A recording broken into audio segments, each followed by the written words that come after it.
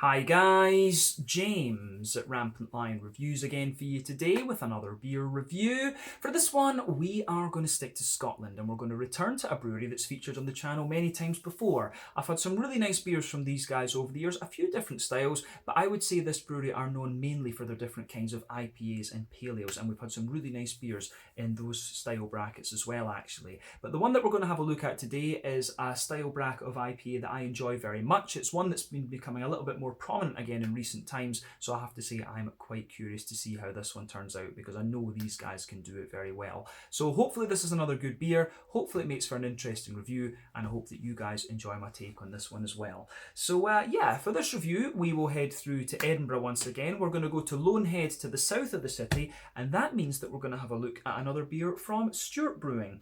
So this particular beer is called Only the Bold. It comes in at 5.4% ABV, and this one is a West Coast IPA. So yeah, this should be really quite interesting. If memory serves me correctly, I bought this beer at Sainsbury's in Stirling, who always seem to have a decent selection of Stewart Brewing stuff amongst others, which is great. But yeah, I think this should be quite nice.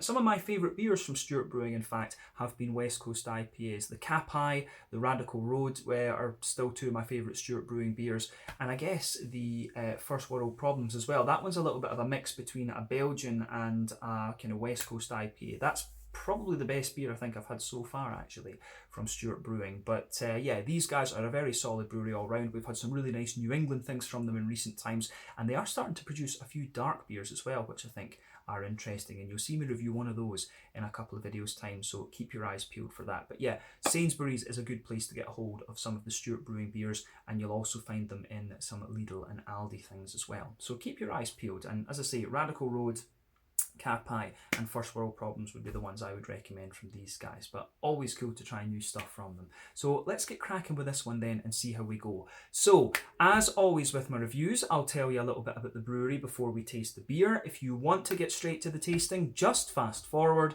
All the usual links are in the video description below. That's the brewery website, the link to my other reviews that I've done from Stewart Brewing before, and you will no doubt see more added to that list in the near future. But there's all the usual social media down there. If you want to see more reviews, do please consider subscribing to the channel. The whole channel, of course, has a geography-based tagging system, so you can go into the homepage and search for beer based on country, city, state, county, province, prefecture, whatever it is you happen to be interested in.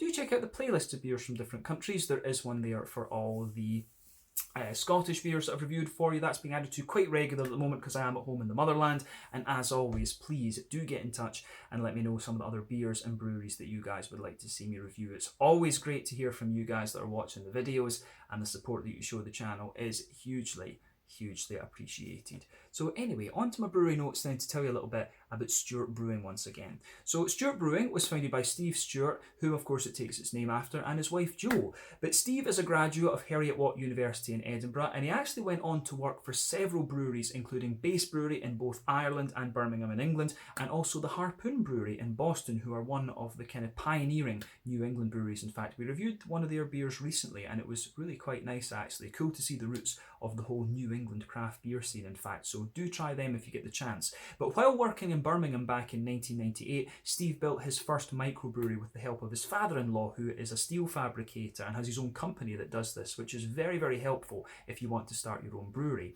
But Steve wanted to return to Scotland, and so he left his job with Base in Birmingham to move to Edinburgh back in 2002, and he started putting things in place to form the microbrewery, and production eventually began in January of 2004, with Steve having developed many of his first recipes using his mini microbrewery that he had. But he wanted to secure a bigger production facility, and so eventually he settled on a location in the Bilston Glen Industrial Estate in Lonehead on the south side of Edinburgh. But while this site was being completed, he was brewing his beers at the Strathaven Brewery to the south of Glasgow. And the first batch was produced in the Bilston Glen Industrial Estate in Edinburgh in late 2004. Over the following years, they continued to expand, and then in 2010, they moved to a larger unit within the Bilston Glen Industrial Estate, and they're still based in this larger unit from what I understand. But since foundation, this brewery have proved to be very successful. They've produced a number of special and seasonal beers in addition to having a core range of stuff, and further expansion of the brewery is planned in the relatively near future. But they're now offering tours of the brewery as well, and there's a tap room on site site, so I will need to see about visiting that at some point in the future. They did for a period of time also have a bar called the Dockside Tap, which was on Bernard Street down in Leith, but from what I understand that has been closed permanently, unfortunately. I was looking to go down there and do an out and about video, but I guess I will need to do it at Stewart Brewing itself. And maybe if we do that, I can email Steve and see if we can do a kind of meet the brewery segment with him. I need to try and do that with a few Scottish breweries actually, so keep your eyes peeled for that over the next little while. But yeah, as of October 2021, when I'm filming this review for you, these guys have produced about 70 different kinds of beer according to Untappd, and I'm sure they'll continue to produce more because they're putting out quite a few beers for different Lidls and Aldi, things like this, as well as just, you know, putting them out generally speaking. But yeah, as I mentioned earlier, I would say this brewery are known mainly for their different IPAs and paleos and stuff. For me, Capai, Radical Road, First World Problems, those are the kind of quintessential beers from Stewart Brewing, although I do need to try the Holyrood Paleo, and I think the Edinburgh Gold is another popular one, so I'll need to keep an eye out for bottles of those, because those are still released in bottles, if memory serves me correctly, but I will see about reviewing those for you at some point over the next little while. But like I say, very prolific brewery and well respected in Scotland for their IPAs and paleos and stuff like that, so check them out if you get the chance. That's all I can really tell you about Stewart Brewing for the moment. If you want to learn more about these guys, you can of course check out the brewery website. You can follow them on Facebook and Instagram to keep up to date with all the latest goings on, and you can check out the Rate Beer, Untappd and Beer Advocate pages to learn a little bit more about all the different beers that these guys have done. So yeah, let's get on and have a little look at this beer itself then. So just to tell you the specs of this beer, which is on the Stewart Brewing website. As I said earlier, this one is a 5.4% West Coast IPA. It's hopped with Magnum, Columbus, Cascade, Brewer's Gold and Citra. We know all of these hops quite well. Magnum, if memory serves me correctly, is about an 8% hop. That can be either American or German, but it's usually used as a bittering hop. Nice big spicy floral characters. Columbus is an American bittering hop, about 12% alpha acid, quite a spicy floral component to that one. Cascade, as we know, is one of the first American high alpha acid hops. Kind of grapefruity notes, lovely kind of soft, slightly figgy character I always find with it as well, but very distinctive in my experience. Brewer's Gold, another American hop, that gives you about 8% alpha acid as well, and that's known for its floral component, bittering hop as I said. And then Citra, we know very well, 14% alpha acid, American, lots of mangoes, nice citrusy component, and quite a few different complexities to it. So nice hop bill in this one. But the malt base is pale, dextrin, wheat, carapils, and crystal malt. So this should be quite interesting actually. So it's got quite an impressive array of things in it for only being 5.4%, and that's one of the things that struck me about this. You know, Stewart Brewing have been putting out quite a few lower ABV beers, because normally you would expect something like this to be at least, you know, 6.5 or something like that. So I'm curious to see what the malt base is like in this one, to be honest with you. But as I said, bought this one in my local Sainsbury's in Stirling, and I think it cost me like £2.50 or something like that. It really wasn't too expensive. So £2.50 is about what, €2.75, €3, something like that. So somewhere in the region of 30 Swedish kroner. And then in dollars, that's going to be what, about $3.50 American, something like that. So for a beer from this brewery, I think it is pretty damn cheap actually. But yeah, 440ml can. I'll just let you have a little look at the artwork on this before we open it up. Still love the camera in this. There you can see the Stewart Brewing symbol, if the camera's going to focus on it. Maybe not. Maybe it's just the water, but we'll need to see. But there you can see the Stewart Brewing symbol. They've changed these, of course, recently, but you get these nice kind of almost retro-y patterns on it. But it says on the back here, only the bold West Coast IPA, a full-flavoured classic West Coast IPA, big resinous pine and citrus flavours from the US hops with a tongue-tingling bitterness to back it up.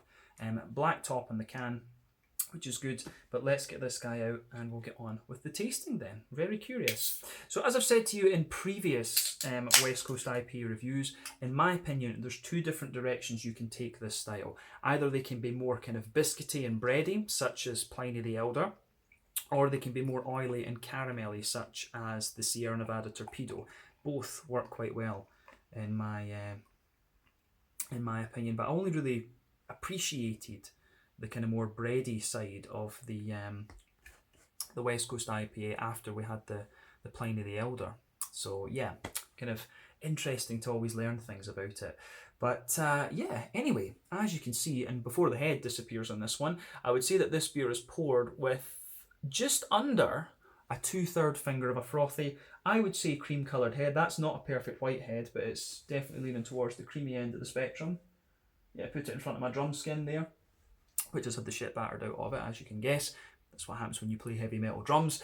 But yeah, it's, I would say, definitely a nice kind of creamy head on this one. That's fading away to just be a very thin foamy layer, but it's going to leave a nice kind of ring around the edge of the glass there. But yeah, nothing too surprising about that. In terms of colour, if we shine the light through this one, I would say this is a kind of medium amber. I think to you guys on the camera, if I put my hand behind it and reflect the light, there you can see. That is roughly about the right colour of the beer. I need to remember to do that because you can see the colour of this beer very nicely.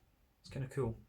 There you go. But yeah, lovely kind of medium amber on this one. One or two big bubbles sticking towards the side of the glass there. A few little ones going up towards the bottom of the head. But overall, it looks very nice. The beer does have a little bit of a kind of naturally hazy sort of thing to it. Even if I wipe the condensation off the glass, yeah, a bit of a kind of natural haze to it. But when the beer has a bit of wheat in the malt base, and a bit of dextrin, I think, is going to do that as well. That makes sense, to be honest with you. But remember, the colour of your beer depends on 1, the type of malts that you use. 2, the length of your wort boil is also going to play a role as well. The longer you boil the wort, the more the sugar caramelizes, thus you get a darker colour of beer. A West Coast IPA like this is probably going to undergo a wort boil between 70 and 90 minutes. But yeah, the lovely kind of amber colour that you get out of this one does look very, very nice actually. But yeah, nice little bit of hazy character. So yeah, it looks very, very good in fact, this one, and pretty much what you would expect from a West Coast IPA, so nothing surprising about that. Let's take a look at the aroma then. I don't think we've got anything else we need to say about the appearance of this beer. So aroma time. Ooh, that does smell quite nice. It's actually got a very nice balance to it. First impression is it's got a good balance between the kind of bready and caramelly side of the malt base. Green component is quite wet and a mix between floral and grassy. Then the fruits are nice and oily as well. So I'm curious to see how this translates into the flavour, but let's look at it a wee bit more, kind of in depth. Yeah. So on the aroma side of things then, we'll start with the malt base as we always do. Malty perspective, I'd say this beer has a lovely bready backbone to it. You get a nice you get a little touch of bread crust in there, but you can smell a really smooth white bready note in there. It does give you the impression of being a little bit wholemealy bready, to be honest with you, but I think that's probably the wheat kind of thickening it up a little bit. But yeah, definitely bread crust in there, smooth white bread, and a little bit of a kind of slightly sweeter wholemeal brown bready sort of thing. So I think that works very, very well in this one. I think there's maybe 1 or 2 more grainy elements to the beer, and maybe 1 or 2 very, very slightly woody undertones. But no, this is more of a kind of bready smelling West Coast IPA. I always find that European West Coast IPAs tend to be a little bit more bready than their American counterparts. The bread just smells a bit thicker, and it's probably the fact that we are using, a lot of the time in Europe, we will be using German grains and things like that, and English grains and stuff like that for the malt bases. The American ones, they tend to use the crystal and the two-row malts and things like that, although in fairness, this does have a wee bit of that American crystal malt in it, I guess. So yeah, that's interesting to point out with this one. But yeah, on the brown sugary side of things, this beer does have a nice wee bit of a straight up caramel in the middle of it, which I do like. I do like it when you get a bit of a straight up caramel than simply McVitie's Digestive Biscuit, but you are getting that McVitie's Digestive component in here as well. You can smell concentrated caramel kind of in the middle of the nose, and as you move further out, you are getting a wee bit more of that McVitie's Digestive Biscuit sort of thing. But yeah, you can smell, this is quite a bready leaning West Coast IPA, but it's got quite a bit of brown sugar in it, so this is going to be interesting to see how this translates into the actual flavour of the beer when we taste it. But yeah, malty backbone of this one is really nice and inviting, and as you guys will know if you've watched the channel for any length of time, I'm a sucker for a good malt base. I think the malt base is really important, but you know, I've always called that Scottish sweet tooth, and I think that's probably fair. But yeah, on the hoppy side of things then, the green component, yeah, there's a wee touch of earthiness to this one, but not too much. I guess the Magnum and the Brewer's Gold are probably contributing, that Columbus will as well. But yeah, there's a wee bit of earthiness in there. I don't find the floral component all that spicy, and I was expecting a bit more from it because of the presence of Columbus. Columbus is usually a big, spicy, floral beast of a thing. You also have to remember as well that with West Coast IPAs, they're not quite the same as they used to be, and this is because of the New Englands. So back in the day, a West Coast IPA would be a massively bitter thing, and it would have a hell of a lot of early edition hops in it to take it up to the high scale of IBU. Remember, your early edition hops are the ones that give you that big bitterness, and as you go through the process of the wort boil, you've got a trade-off from bitterness over to flavour and aroma. New England IPAs tend to have a lot of hops added within the last half hour or as dry hops, and that's when the flavour and aroma properties come out a lot more, actually. So you have to bear that in mind. And this smells as if it's a more kind of modern take on the West Coast IPA, to be honest with you. It doesn't smell, you can't always tell, but I think it's quite often you can tell from the sort of pungency of the green component if this beer is going to be a big bitter thing. And I don't think this one is going to be overly bitter, because the floral component doesn't come across as overly spicy. It actually comes across as a little bit wetter in a sense, and there's a lot of kind of wet, freshly cut grass to this beer on the front of the nose as well. Nothing wrong with that, but as I say, I get the impression this is going to be one of these more kind of modern West Coast IPAs, if you can call them that. But yeah, still quite nice and inviting, I have to say. On the fruity side of things,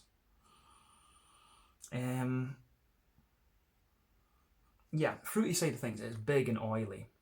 This is really interesting. I can definitely get the nice, it's a bit old school, this actually. You can smell the cascade in there. The cascade is giving you that lovely base of kind of, you get a wee bit of the grapefruit out of it, but you still get that kind of soft, kind of red fruity character out of it. So I do like how that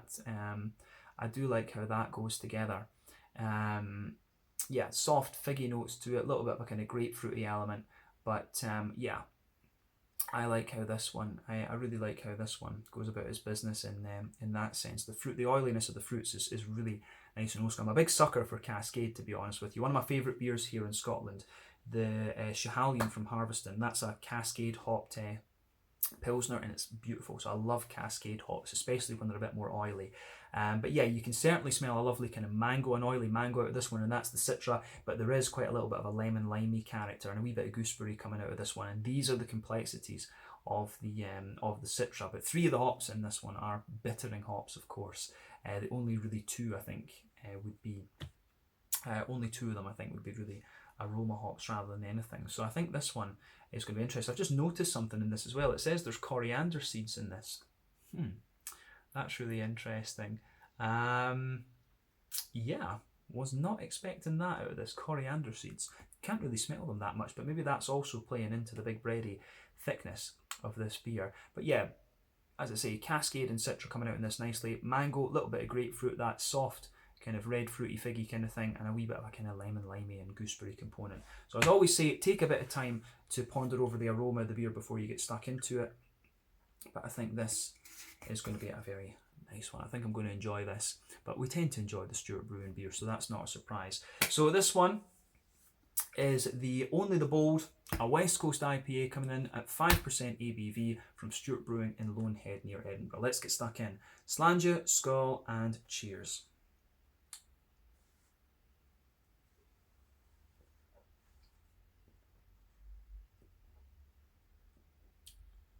Ooh. That's actually very, very nice. It's one of these beers that kind of strikes me a little bit because it's a wee bit different.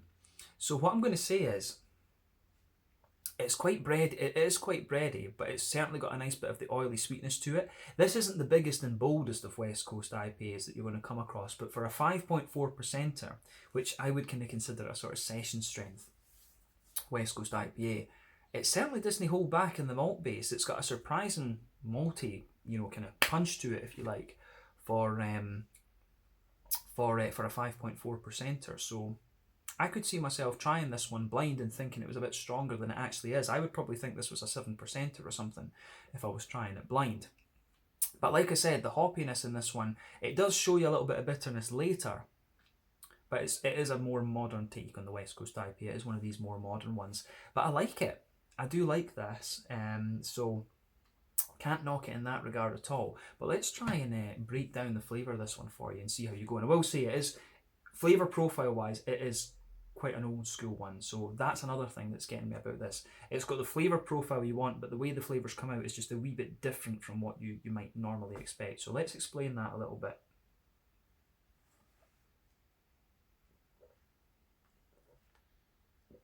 So,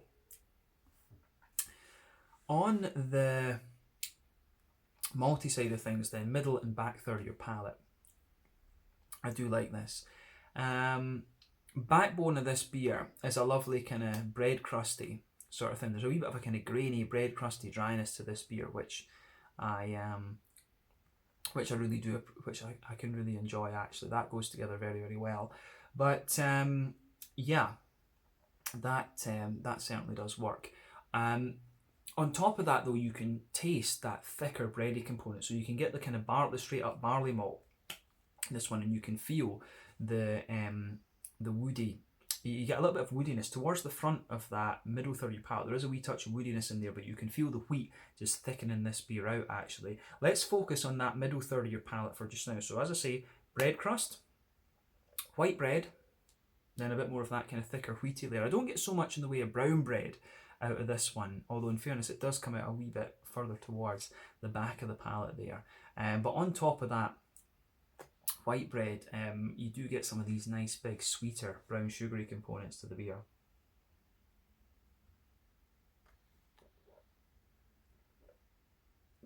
So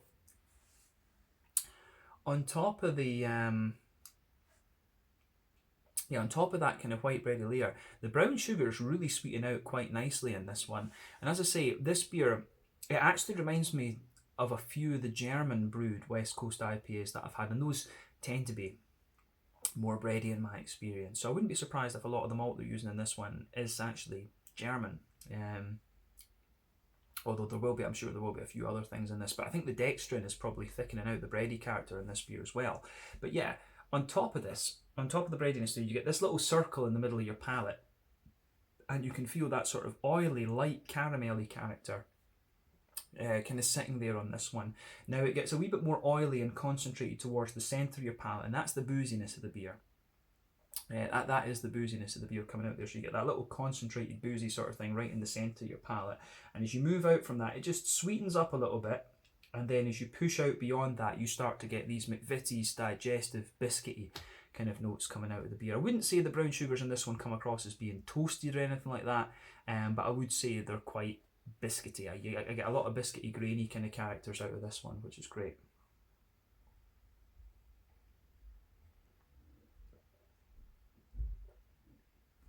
So, nice big oily brown sugary component to this one. I think it works nicely.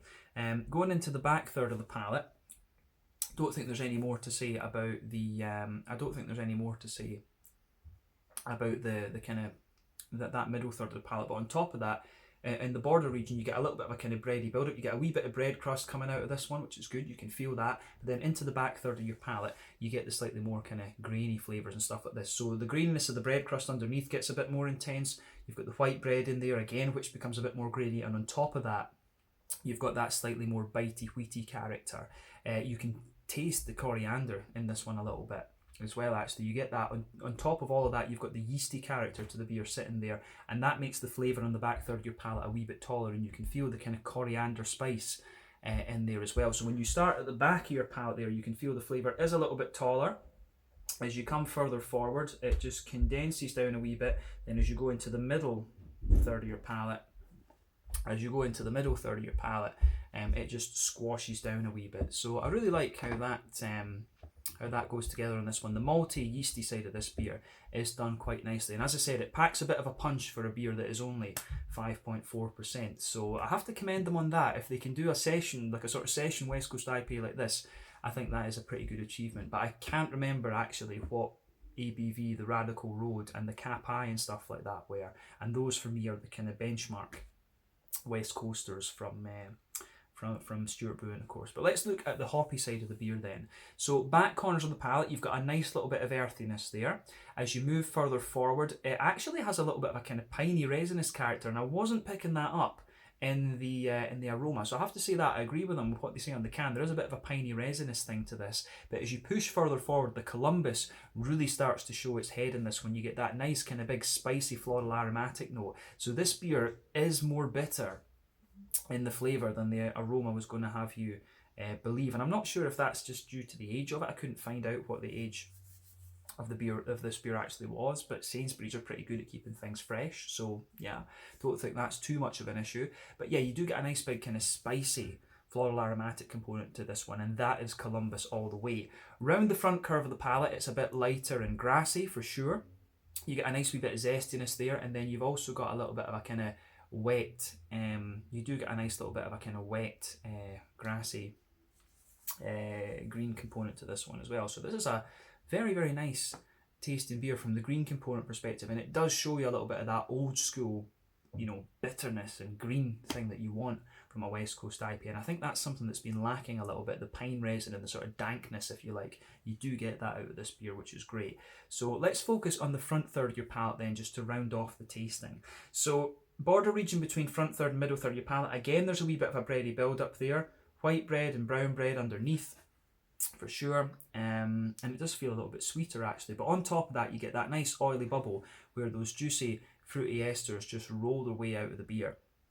And for me, I get the impression that the Brewer's Gold, the Magnum and the Columbus in this one, these have been used as bittering hops, as the early edition hops, but I think it's Cascade and Citra that have been used as the late edition dry hops, the flavouring hops essentially. So at the back of that front third of your palate, you do get a wee bit of a stronger grapefruit, and that's going to come both from the Cascade and from the Citra in this one. But you can feel the base of the fruity character in this beer is definitely the Cascade and that slightly red fruity character that it has. You know, that figgy oily kind of thing.